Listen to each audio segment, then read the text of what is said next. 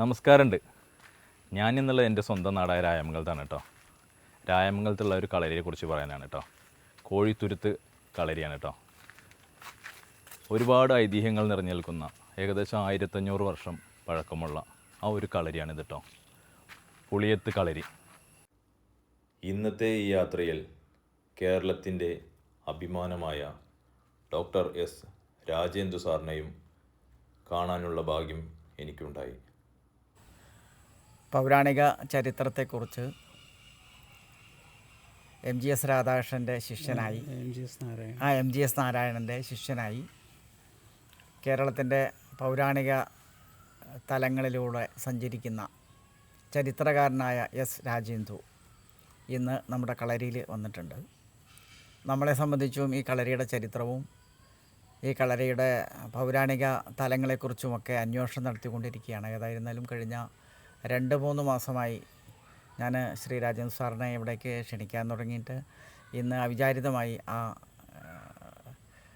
ദൗത്യം വിജയപ്രദമായിരിക്കുന്നു. അദ്ദേഹം ഈ കളരികളെക്കുറിച്ചൊക്കെ എന്നെക്കാളൊക്കെ ഉപരിയായി കേരളത്തിൽ ഇന്നാണ് കളരികൾ തുടങ്ങിയത്, അതിൻ്റെ സമ്പ്രദായങ്ങളെക്കുറിച്ചൊക്കെ സാമാന്യമായ അറിവ് ഉള്ള വ്യക്തിത്വമാണ് അദ്ദേഹം. ആ കാര്യങ്ങളെക്കുറിച്ച് നമ്മളോട് സംവദിക്കട്ടെ. കേരളത്തിൽ ഒരു പ്രത്യേകത എന്താണെങ്കിൽ, കേരളത്തിൻ്റെ ഒരു ചേരന്മാർക്ക് ചോളന്മാരെമാരിയോ പാണ്ഡ്യന്മാരെമാരിയോ ഒരു സെൻട്രലൈസ്ഡ് ആർമി സിസ്റ്റം ഇല്ല. കൊടുങ്ങല്ലൂരിൽ അവർക്കുണ്ടായിരുന്നത് 1000 എന്ന് പറയുന്നൊരു സംഘമാണ്, പടസംഘമാണ്. അത് കൂടാതെ അവർക്ക് വേണ്ട സമയത്ത് ഇപ്പോൾ ചോളന്മാർ കേരളം ആക്രമിക്കുകയാണെങ്കിൽ, ചേരരാജ്യം ആക്രമിക്കുകയാണെങ്കിൽ അവരെന്താ ചെയ്യുക വെച്ചാൽ ഈ ഡീസെൻട്രലൈസ്ഡ് ആയിട്ടുള്ള ആർമി സിസ്റ്റമാണ്. അപ്പോൾ ഇവരെന്താ ചെയ്യുക വെച്ചാൽ ഓരോ വില്ലേജുകളിലും ഇതൊരു പോലീസ് സ്റ്റേഷൻ മാതിരിയാണ്. അതായത് ഒരു ലോ ആൻഡ് ഓർഡർ പ്രൊട്ടക്ഷനായി വേണ്ടിയിട്ടും അതാത് സമുദായങ്ങളെ സംരക്ഷിക്കാനും അവർക്ക് അന്ന് മറ്റൊരു തരത്തിലുള്ള നമുക്ക് ഒരു സഹായം കിട്ടാൻ മാർഗങ്ങളില്ല. അതുകൊണ്ട് അവനവൻ തന്നെ അവനവൻ്റെ ശരീരത്തെ അതിന് സജ്ജമാക്കുക, നമ്മുടെ സമുദായത്തെയും നമ്മുടെ സമൂഹത്തെയും സംരക്ഷിക്കാനുള്ള നടപടികളെടുക്കുക, ഗ്രാമത്തെയും മറ്റും സംരക്ഷിക്കണം. അങ്ങനെ വരുമ്പോഴാണ് നമ്മൾ ഈ കളരികളുടെ പ്രസക്തി വരുന്നത്. എല്ലാ ഗ്രാമങ്ങളിലും എല്ലാ ദേശങ്ങളിലും ഇത്തരം ദേശക്കളരികൾ വരുന്നത് അതിൻ്റെ പേരിലാണ്. ഈ ദേശക്കളരികൾ കൃത്യമായിട്ട് ഒരു സെൻട്രലൈസ്ഡ് ആർമി സിസ്റ്റം ഇല്ലാത്തതുകൊണ്ടാണ് ഇത് വേണ്ടി വരുന്നത്. അപ്പോൾ ഇവരെന്താ ചെയ്യണമെന്ന് വെച്ചാൽ ഒരു യുദ്ധം എന്തെങ്കിലും വന്നു കഴിഞ്ഞാൽ അതാത് പരിശീലനം കൊടുക്കുന്ന ഈ ഗ്രാമങ്ങളിലുള്ള സംഘങ്ങളെല്ലാം ഒത്തുചേർന്ന് രാജാവിനെ സഹായിക്കും. അങ്ങനെയാണ് ഈ കളരികൾ നീണ്ട കാലത്തോളം കേരളത്തിൽ പ്രവർത്തിച്ചു വന്നത്. അതിനൊരു തെളിവാണ് ഈ കളരി. പിന്നെ ഇതിന് പലതരം അളവുകൾ പറയുന്നുണ്ട്. 12 കളരി എന്ന് പറയും, 42 കളരി എന്ന് പറയും. അങ്ങനെ പലതരം അളവുകളെക്കുറിച്ച് ഇതിൽ ശാസ്ത്രീയമായിട്ട് വിവരിക്കുന്നുണ്ട്. പക്ഷേ അത് ചെറിയൊരു വ്യത്യാസം അതിൻ്റെ അളവിൽ ഞാൻ കണ്ടിട്ടുണ്ട്. അതിന് കാരണം അവർ പറയുന്നത്, ഇത് ആരാണ് സ്ഥാപിച്ചത് ആ ഗുരുനാഥൻ്റെ കാലടിയുടെ അളവാണ് ഇതിലെടുക്കുന്നത്. അതുകൊണ്ട് വ്യത്യസ്തമായിട്ട് ചെറിയ ഒരു മാറ്റം, ഏതാനും സെൻറ്റിമീറ്ററിൻ്റെയൊക്കെ മാറ്റം പലപ്പോഴും കാണാറുണ്ട്. അപ്പോൾ ഒരേ 12 കളരി അളക്കുമ്പോൾ മറ്റൊരു 12 കളരി അളക്കുമ്പോഴും ചെറിയ മാറ്റങ്ങൾ കാണുന്നത് അതുകൊണ്ടാണ് എന്ന് കാണാറുണ്ട്. പിന്നെ ഇതിൽ ആരാധിക്കുന്ന ദേവതകളെക്കുറിച്ച് ഉള്ള ഒരു സമ്പ്രദായമാണ്. ഇത് വ്യത്യസ്തങ്ങളായിട്ടുള്ള സമൂഹങ്ങൾ അവരുടെ ദേവതകളെയാണ് ഇതിൽ ഉപയോഗിക്കുന്നത്.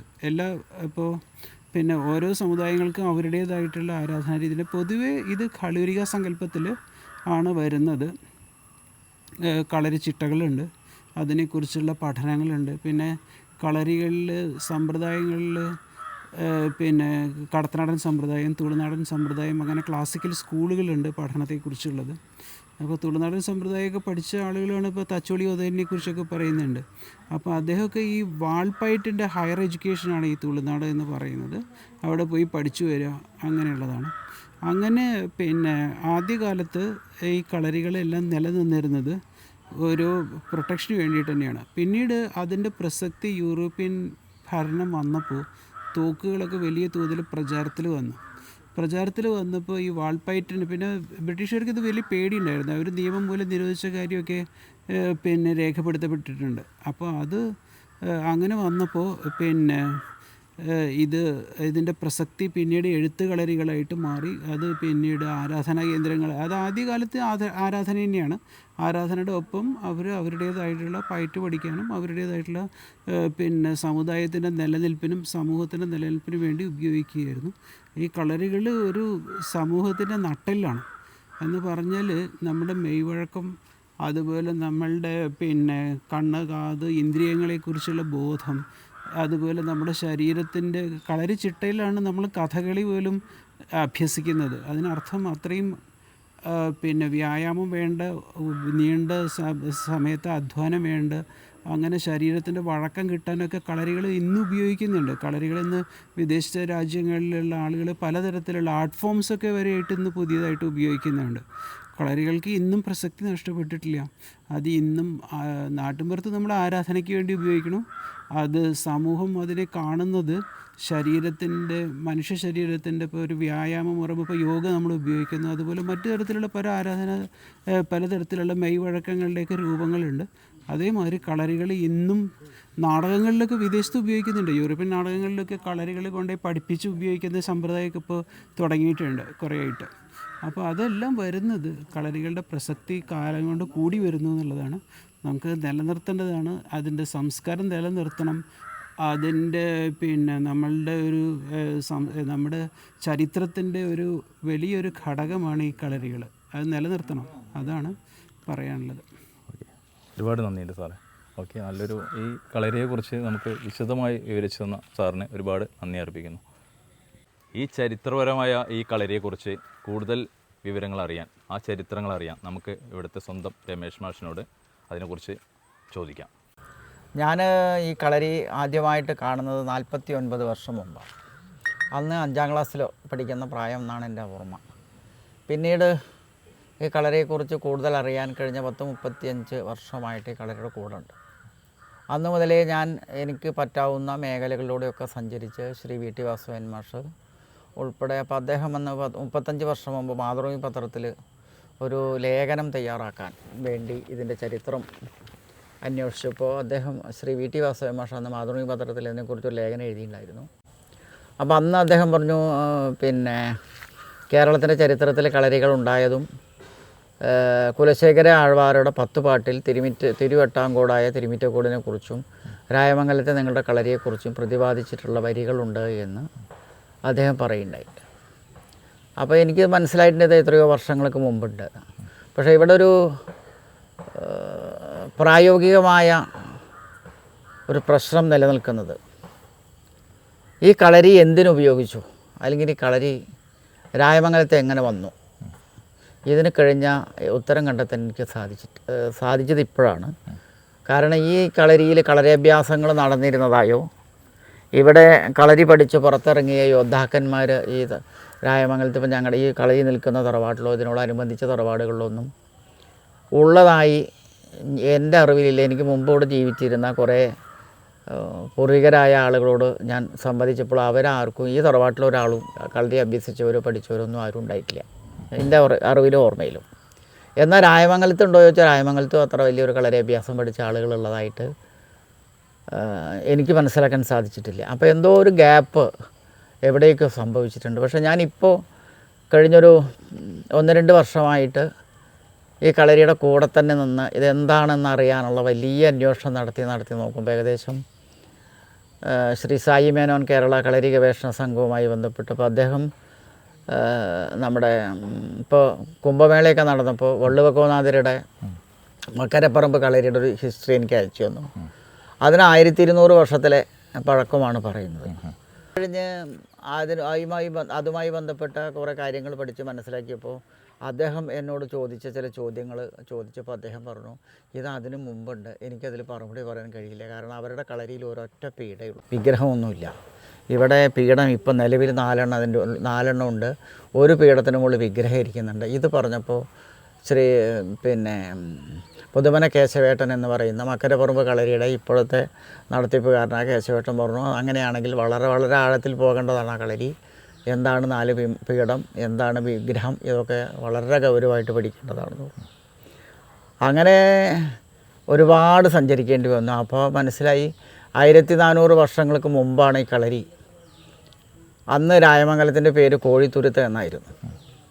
ഇവിടെ മനുഷ്യവാസമില്ലാതെ കന്നുകാലികൾ മേഞ്ഞ് കാട് പിടിച്ച് കിടന്നിരുന്ന ഒരു ഭൂപ്രദേശമാണ്. ഇതിൻ്റെ ചുറ്റുപാടും വെള്ളം കെട്ടി നിൽക്കുന്ന ഒരു ഭൂപ്രദേശമായിരുന്നുവെന്നും ഈ കളരി ഇവിടേക്ക് വരാൻ ഉണ്ടായ ചില കാരണങ്ങൾ ഇതങ്ങ് നിലമ്പൂർ കാട്ടിൽ ചാലിയാർ പുഴയുടെ തീരത്ത് ഉണ്ടായിരുന്ന ഒരു കളരിയായിരുന്നുവെന്നും അത് അവിടെ തകർക്കപ്പെട്ടപ്പോൾ അവിടുന്ന് അത് അങ്ങനെ പല വഴിയിലൂടെ നിലമ്പൂർ, കാളികാവ്, മഞ്ചേരി, മങ്കട മഞ്ചേരി, മാറഞ്ചേരി വഴിയാണ് ഇത് രായമംഗലത്ത് എത്തിയത്. അതിന് ഭൂമിശാസ്ത്രപരമായും സൗരയൂഥ തലവുമായും പോലും ബന്ധമുണ്ടെന്ന് ഞാനിപ്പോൾ മനസ്സിലാക്കിയിട്ട് ഞാനിപ്പോൾ നിരീക്ഷിച്ചുകൊണ്ടിരിക്കുകയാണ് എന്തുകൊണ്ട് ഈ കളരി ഇവിടെ വന്നു.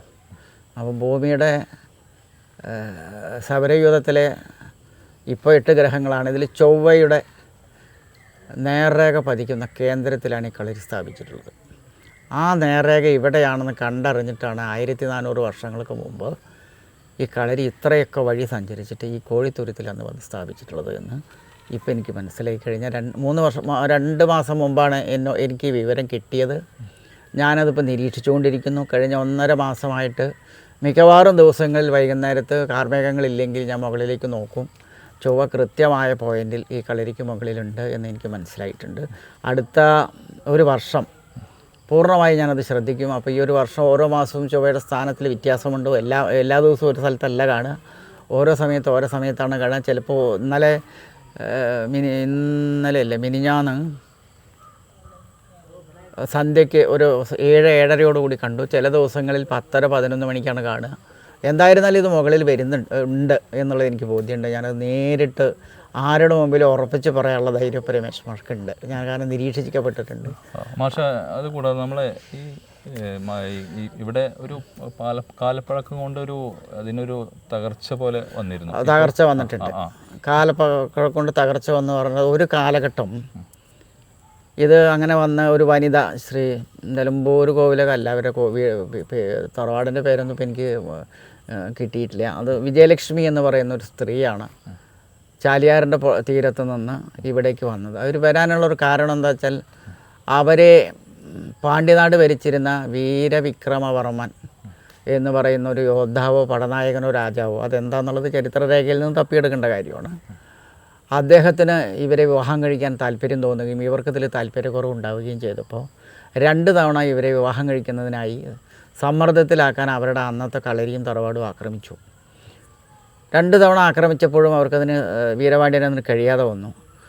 അപ്പോൾ 2 തവണ കഴിഞ്ഞപ്പോൾ അവിടുത്തെ തറവാട്ടിലെ മുത്തശ്ശിയും മറ്റുള്ളവരും പറഞ്ഞു, നീ രക്ഷപ്പെട്ടോ, നീ ഇവിടെ ഉണ്ടെങ്കിൽ ഈ കളരി തകർക്കുന്നു പറഞ്ഞു. അങ്ങനെ അവർ നിലമ്പൂർ കാട്ടിലേക്ക് കയറി.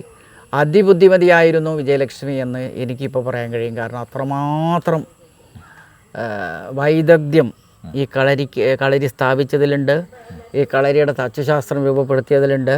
ഈ കോഴിത്തുരുത്തിൻ്റെ വിവിധങ്ങളായ മേഖലകളിൽ ഇതുമായി ബന്ധപ്പെട്ട് പലതുമുണ്ട്. അതൊക്കെ ഇപ്പോൾ എനിക്ക് തിരിച്ചറിഞ്ഞിട്ടുണ്ട്. അപ്പോൾ അത് അത്രമാത്രം ദേവതാസങ്കല്പങ്ങളെയും സാന്നിധ്യങ്ങളെയും ശക്തിപൂർവം ഇവിടെ സ്ഥാപിക്കപ്പെട്ടിട്ടുണ്ടെങ്കിൽ എത്രമാത്രം ആഴങ്ങളിലേക്ക് അവർ പോയിട്ടുണ്ട് എന്നുള്ളത് എനിക്ക് ഒക്കെ ചിന്തിച്ച പിടി കിട്ടും. അപ്പോൾ ഈ കളരിയുടെ ഒരു പ്രത്യേകത, ഇതിപ്പോൾ അദ്ദേഹം പറഞ്ഞു, രാഗേന്ദ്ര പറഞ്ഞു, 47 അടി കളരിയാണ്. ഈ കളരിക്ക് ഒരുപാട് സവിശേഷതകളുണ്ട്. ഇതിനകത്ത് ദേവതകൾ ഏതാണെന്ന് വ്യക്തമായി കൺഫേമായിട്ട് എനിക്ക് പറയാൻ കഴിയില്ലെങ്കിലും 3 മൂർത്തികളുണ്ട്. ഉഗ്രസ്വരൂപിണികളായ 3 ദേവിമാരാണ് അതിനകത്ത് എന്നാണ് ഞാൻ പഠിച്ചിട്ടുള്ളത്. ഇതിൻ്റെ മുമ്പിൽ വാതിൽ മാതാക്കളാണ്. ഇതിൻ്റെ വടക്കൻ വാതിക്കൽ പഞ്ചമാതാക്കളാണ്. പിന്നെ കളരിയുടെ തെക്കുഭാഗത്ത് കാശിയിലൊക്കെ കാണുന്ന കാലഭൈരവൻ്റെ സാന്നിധ്യം അവിടെ ഉണ്ട്. മച്ചിൽ സാക്ഷാൽ മധുരമീനാക്ഷി ദേവിയുണ്ട്, നടുമുറ്റത്ത് പരമേശ്വരനുണ്ട്, അവിടെ നാഗറാണിയുണ്ട്, ഇവിടെ നാഗരാജാവുണ്ട്, അപ്പുറത്ത് നാഗയക്ഷിയുണ്ട്. ഇതെല്ലാം എങ്ങനെ ഇത്രയും കൃത്യമായി ദേവതാ സാന്നിധ്യങ്ങളെ ആവാഹിച്ച് പ്രതിഷ്ഠിക്കപ്പെട്ടു എന്നുള്ളത് വളരെ ഗൗരവമായിട്ട് ചിന്തിക്കേണ്ട കാര്യം. അപ്പോൾ എത്രമാത്രം അറിഞ്ഞ് ഉപാസിച്ചൊരു ദേവതാ സങ്കല്പങ്ങൾ, ഇതൊന്നും ചെറിയ സംഭവമല്ല, ചെറിയ വിഷയങ്ങളല്ല ഇതൊന്നും. അത്ര മാത്രം ചെയ്യണമെങ്കിൽ എത്രമാത്രം അവർക്ക് കഴിവുണ്ടായിരുന്നു, അല്ലെങ്കിൽ അന്ന് ഇതെല്ലാം ചെയ്യാൻ എത്രമാത്രം താന്ത്രിക തലത്തിലും മാന്ത്രിക തലത്തിലും വൈദഗ്ധ്യം നേടിയ ആളുകളാണ് ഇത് സ്ഥാപിക്കപ്പെട്ടുള്ളത് എന്നുള്ളതാണ് നമ്മൾ ചിന്തിക്കേണ്ടത്. ഇത് ഇന്നത്തെ കാര്യമല്ല, 1400 വർഷം മുമ്പാണ്. അതുമല്ല, ഈ കളരി രഹസ്യമായിട്ടാണ് സ്ഥാപിച്ചിട്ടുള്ളത്. ഇതിനൊരു രഹസ്യ സ്വഭാവമുണ്ട്. കാരണം വീരവിക്രമവർമ്മൻ്റെ കണ്ണിൽപ്പെടാതെ രഹസ്യമായ ഒരു ഒളിത്താവളം എന്നുള്ള നിലയ്ക്കാണ് ഈ കോഴിത്തുരുത്തിലവർ വന്നത്. എന്നിട്ട് ഇതിവിടെ വന്ന് പാതിര 18-ന്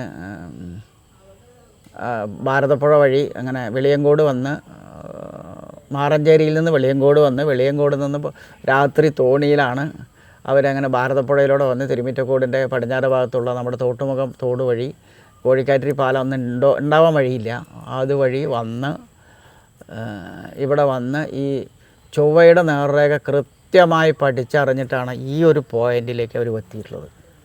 ഈ മാഷ വേറൊരു ചോദ്യം കൂടി, നമ്മൾ ഈ കളരിക്ക് ഇവിടെ അടുത്തുള്ള അമ്പലങ്ങളുമായിട്ട് വല്ല ബന്ധങ്ങളുണ്ടോ? അത് പൂർണ്ണമായിട്ട് എനിക്ക് പറയാൻ കഴിയില്ല. കാരണം കളരി എന്ന് പറയുന്നത് ഈ കളരിയുടെ ഇപ്പം ഞാൻ പഠിച്ചിടത്തോളം മനസ്സിലാക്കിയിടത്തോളം 108 കാവിൻ്റെ പവർ ഒരു കളരിക്കുണ്ടെന്നാണ്. അത് ഏറെക്കുറെ എനിക്ക് ബോധ്യമുണ്ട്. എനിക്കിപ്പോൾ നേരിട്ടത് പറയാൻ പറ്റും. പിന്നെ കളരിയുടെ ചിട്ടയും കളരിയുടെ സമ്പ്രദായങ്ങളും വ്യത്യസ്തമാണ്. കളരിയുടെ തച്ച് വ്യത്യസ്തമാണ്. ഈ കളരിക്ക് മുൻഭാഗത്ത് 5 ഉത്തരമാണ്. 5 ഉത്തരം, 5 നാഗപടം, 5 വള. ഇത് കളരികളിൽ മാത്രമേ കാണൂ. ഇതേ വലിപ്പത്തിൽ ഇത്രയും ഗംഭീരമായൊരു കളരി ഇവിടെ എവിടെയുള്ളതെന്ന് ഞാൻ നോക്കേണ്ടി വരും. ഞാൻ ഇപ്പോൾ 2-3 കളരികളൊക്കെ കാണാൻ പോയി, പക്ഷേ ഇത്ര ഇടുപ്പ് ഉള്ളതായിട്ട് എനിക്ക് തോന്നിയിട്ടില്ല. അപ്പോൾ അതിൻ്റെയൊക്കെ തച്ച് ഏകദേശം ഇന്നത്തെ കാലസ്ഥിതിക്കൊരു 8000 കുബി തേക്കും പ്ലാവിൻ്റെ കാതിൽ അങ്ങോട്ട് നിറച്ചു കൊട്ടിയുണ്ട്. ഇത് വൈക്കോല് മേഞ്ഞ കളരിയാണ്. ഒരു കാലത്ത് 1150 വരെ ഇത് വൈക്കോല് മേഞ്ഞതായിരുന്നു. 1400 വർഷം മുമ്പ് ഇത് കൊടപ്പനപ്പട്ട കൊണ്ട്, ഈ കളരിയുടെ തെക്ക് ഭാഗത്ത് ഇപ്പോഴും കൊടപ്പന തൈകളുണ്ട്. ആ ഓർമ്മകൾ നിലനിൽക്കുന്നുണ്ട്. മേഞ്ഞിറങ്ങി എന്നാണ് പറയുന്നത്. ഇതിൻ്റെ തേക്കിന് ഒക്കെ നിലമ്പൂരിൽ നിന്ന് കൊണ്ടുവന്നിട്ടുള്ളതാണ്. അവിടെ ഇരിക്കുന്ന പൊളിച്ച അടക്കിയാൽ നമുക്ക് കണ്ടാൽ മനസ്സിലാവും. അതുമാത്രമല്ല, ഇതിൻ്റെ തേക്ക് മരങ്ങളെല്ലാം നിലമ്പൂർ കാട്ടിൽ ഉണ്ടാക്കി അതിൻ്റെ മുകളിലൊക്കെ അത് ഓരോ പഴയ പണി നമ്മൾ നോക്കുമ്പോൾ പൊളിച്ചെടുക്കുമ്പോൾ അതിന് മുകളിൽ വെട്ട് കുത്ത് കോമയൊക്കെ ഉണ്ട്. അതിനൊക്കെ പല അർത്ഥങ്ങളുണ്ട്. അന്ന് വന്നിട്ട് നിലമ്പൂരിൽ നിന്ന് രാത്രിയിലാണ് വന്നത്. വീരവിക്രമവർമ്മൻ അറിയാതെയാണ് ഈ കളരിപ്പണി നടന്നിട്ടുള്ളത് രഹസ്യമായിട്ട്. എന്നിട്ട് നിലമ്പൂർ കാട്ടിൽ നിന്ന് ചാലിയാറ് വഴി ബേപ്പൂർ പോയി കടൽ വഴി പൊന്നാനി അഴിമുഖത്ത് വന്ന് ഭാരതപ്പുഴ വഴി ആണ് വന്നത്. ഇവിടെ ഈ ഭാഗത്താണ് വന്നു നിന്നത്. കാരണം അത് പറയാൻ കാരണം ഇവിടെ പൊടയമാരി എന്ന് പറയുന്നൊരു കണ്ടമുണ്ട് ഈ തോട്ടത്തിൻ്റെ താഴെ. ആ പൊടയമാരി എന്ന കണ്ടത്തിന് മാത്രം ഒരു പേര് പൊടയമാരി. അവിടുന്ന് താഴത്തേക്ക് ഇവിടെ തൊട്ട് ആ തലവരെ മാരാങ്കിരി ഭൂമി എന്നാണ് പറയുക. അങ്ങനെയാണെങ്കിൽ എന്തുകൊണ്ട് ഈ പൊടയമാരി എന്ന പേര് ഈ ഒരു കണ്ടത്തിന് വന്നു? അപ്പോൾ എന്നിട്ട് പിന്നിൽ അർത്ഥം എന്താണെന്ന് അന്വേഷിച്ചപ്പോഴാണ് ഫത്തേമാരി വന്ന് നിന്നതിനെ പിന്നീട് ഓമന പേരിട്ട് പൊടയമാരി എന്ന് വിളിച്ചതാണെന്ന് മനസ്സിലായത്. അങ്ങനെയാണെങ്കിൽ ഫത്തേമാരി വന്ന് നിന്ന സ്ഥലം ഇവിടെയാണ്. അന്ന് വെള്ളമുള്ള കർക്കിടക മാസത്തിലാണ് ഫത്തേമാരി വന്നിട്ടുള്ളത്.